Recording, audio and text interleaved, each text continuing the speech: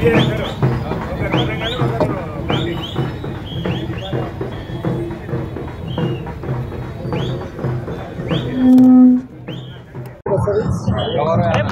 రాజ్యాంగ ప్రదాత,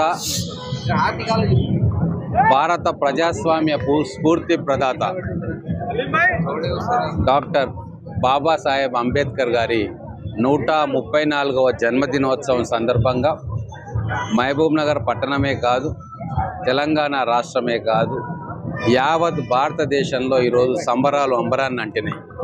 ముఖ్యంగా తెలంగాణ రాష్ట్రంలో ఈ పుట్టినరోజు పండుగ ఎంతో చారిత్రాత్మకమైనది, ప్రతిష్టాత్మకమైనది. భవిష్యత్తులో ఎన్నటికీ కూడా గుర్తుండిపోయే రోజుగా ఈ కార్యక్రమము జరగబోతా ఉంది. ఎందుకు గుర్తుండిపోయే రోజు అంటే, దశాబ్దాల పోరాట ఫలితంగా అందరి ఆమోద యోగ్యంతో చట్టసభలో యునానిమస్గా ఎస్సీ వర్గీకరణ బిల్లు ఆమోదం పొందింది. దాని అమలుకు ఈరోజు అధికారికంగా జీవో విడుదల చేయడం జరుగుతూ ఉంది. అంతేకాదు, సకల జనుల కులగణన చేసి ప్రభుత్వం చట్టసభల్లో దాన్ని చట్టరూపంలో తీసుకొచ్చి కేంద్రానికి పంపింది. దానికి కూడా ఎవరి వాటా జనాభా ప్రకారంగా ఇవ్వాలి అన్న అంబేద్కర్ గారి నినాదం, వారి స్ఫూర్తిని ఆదర్శంగా తీసుకొని 42% బీసీలకు రిజర్వేషన్లు కల్పించాలా అన్న ఉద్దేశంతో అసెంబ్లీలో పాస్ చేయించుకున్న చట్టం. అవన్నీ కూడా ప్రజాపాలనలో మా కాంగ్రెస్ ప్రభుత్వం చేస్తూ ఉన్నది.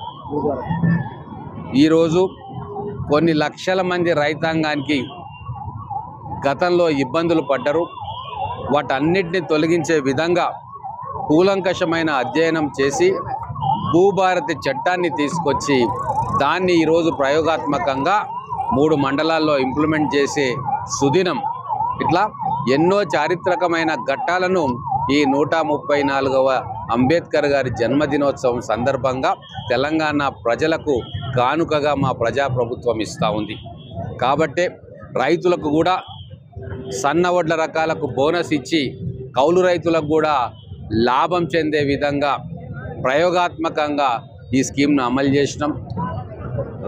తర్వాత ప్రతి పేద కుటుంబానికి సన్న బియ్యము ప్రతి మనిషికి 6 కిలోలు ఇస్తూ, ఏ పేదవాడు కూడా కాలే కడుపుతో ఉండొద్దు, కమ్మని భోజనం ప్రతి ఇంట్లో ప్రతి పిల్లవాడు తినాలి అన్న మంచి ఉద్దేశంతో ఆ స్కీమ్ కూడా ఇంప్లిమెంట్ చేసుకోవడం జరిగింది.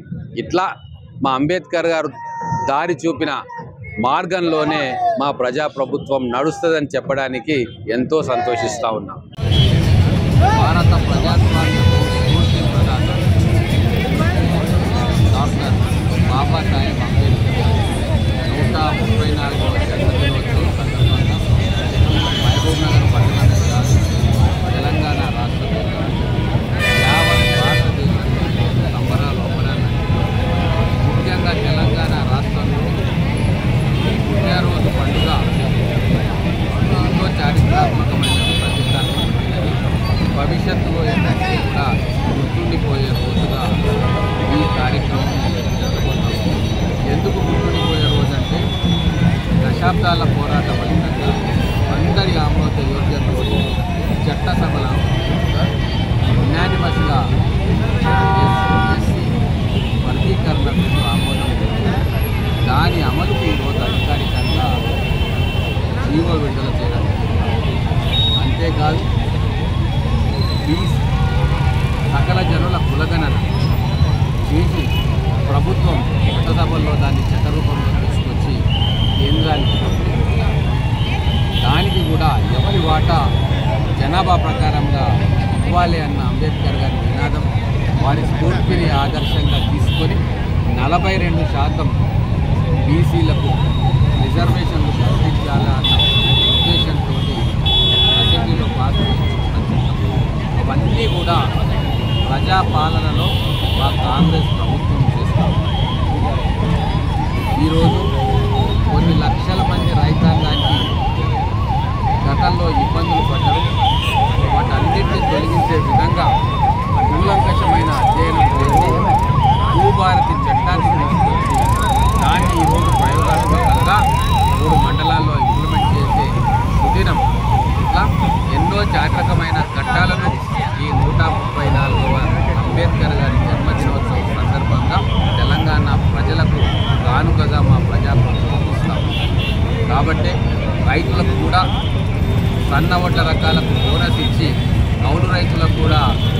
లాభం చెందే విధంగా ప్రయోగాత్మకంగా ఈ స్కీమ్ను అమలు చేసినాం.